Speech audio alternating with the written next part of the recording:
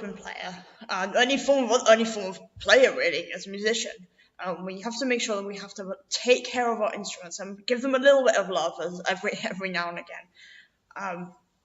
I know people who have misused and just abused their clarinets and their instruments, and it's not very pleasant, and they become very unplayable, and it's not very pleasant.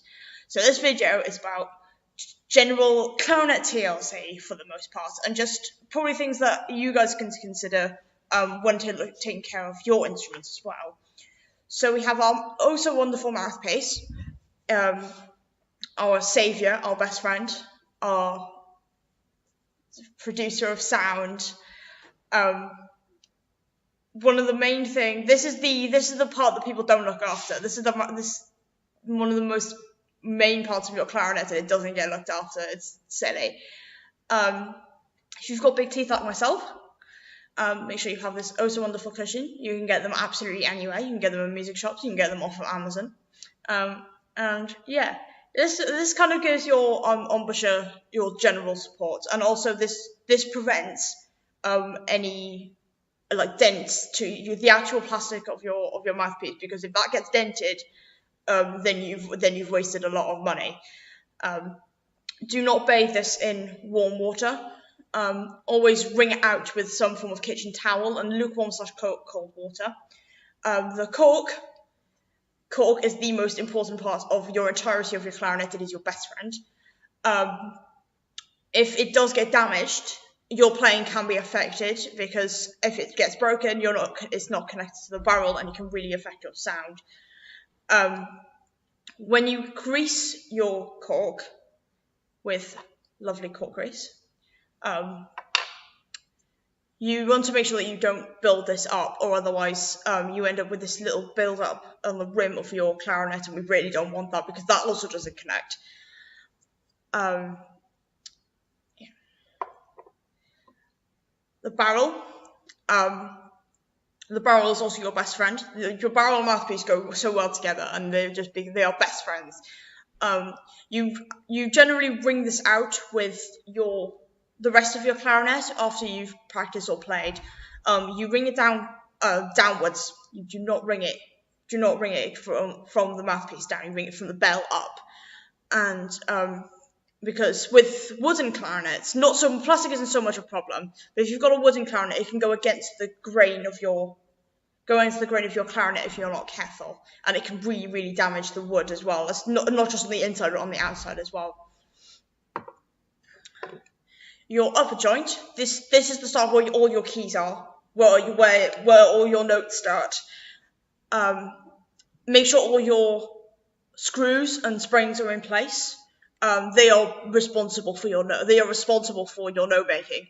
There's a screw here for your A key. There's screws to keep your register key in place. There's springs and screws for every single little bit of your clarinet. And make sure that you're nice and springy. You don't want it like really stuck, or otherwise you won't be able to produce notes. They can't be too tight, or else you won't be able to play notes. You'll really struggle. And they can't be too loose, or they'll just fall off, and you really, really don't want that. There are pads, of course, on your side key, your register key. There's pads pretty much everywhere, just so that silver can damage wood quite easily. Silver can also damage plastic. It's not a very nice combination. However, it is very nice, and it's naturally what clarinets are made of. Make sure your clarinets are well padded, or otherwise you'll damage your instrument, and we really don't want that. And it keeps everything well protected, so that when you do play very fast pieces or just very crazy stuff, so that you know that it's not going to get damaged. Your lower joint only has obviously the cork, so you want to make sure that this doesn't build up either. You want to make sure that everything's also springy. This is obviously where the rest of your notes are. And make sure that everything is in place. If you are really concerned about your springs, and if there's any missing, there are some missing, and people don't realise it until much later, or your screws, go to a clarinet repairer or a clarinet specialist, and they'll be able to help you. And yeah, just make sure that that's all nice and springy and it's all nice and it all works. Test it out if you're not too sure. Make sure this doesn't build up either, as this does connect to your bell, and you really don't want to be building up grease right next to your bell, or otherwise you won't be able to connect to your bell and it won't work properly. And what a secret that I found out from my teachers, which I realised that most players don't do this.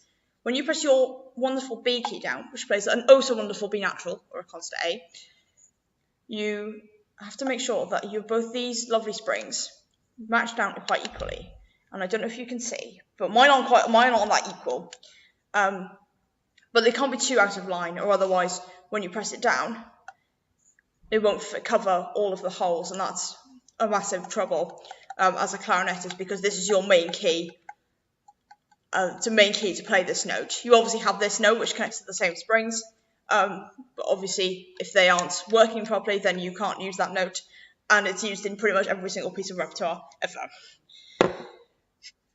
The bell, this is your best friend. This is your producer of sound, which is what makes the clarinet ring and sing how it is today. This is also the most common part of the clarinet that gets cracked, and it's not pleasant when you see a jagged line of cracked, and it's not pleasant whatsoever. And also you have to be extremely careful. My clarinet is naturally wood. There is no varnish. It's all unvarnished wood, made a very long time ago. And I have to make sure that this is not cracked, that there is no dents or anything in it. And like I said earlier, when you ring out your clarinet after you've been playing or practicing, you ring out from this onwards when you connect it together. And we really don't want. This is your lifesaver. If this gets damaged, you are in for a real financial surprise, and it's not pleasant for absolutely anyone. So that's kind of the general basis of your of just general Clarinet TLC. Obviously, there's a lot more scientific things that go on when it comes to repairing of clarinets, but I don't want to go into detail about that. Other things to note, you've got sometimes, this is more common for people with oily skin, you can have a natural build-up of oils, your finger oils. This is quite common in clarinet playing, and we really don't want that, because what we want is nice clean holes that we can just ring out.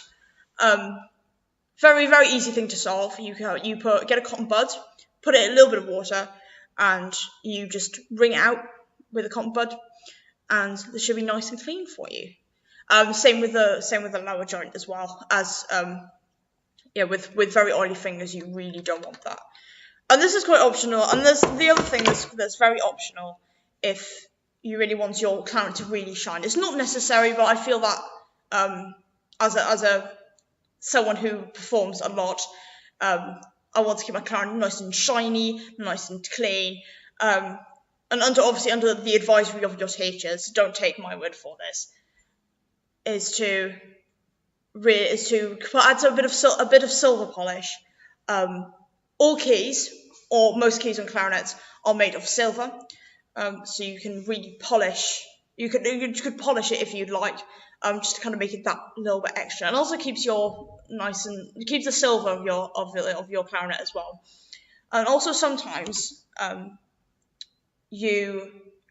sometimes this happens. It's just because of the mixture of the air and silver. Silver doesn't go very well with air.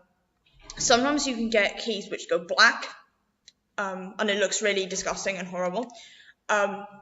Use a bit of polish on that as well. It's just because the oxygen has mixed with the silver and it goes all black and it's oxidized. Lots of sciencey terms, but air mixes with silver and produces this black gunginess.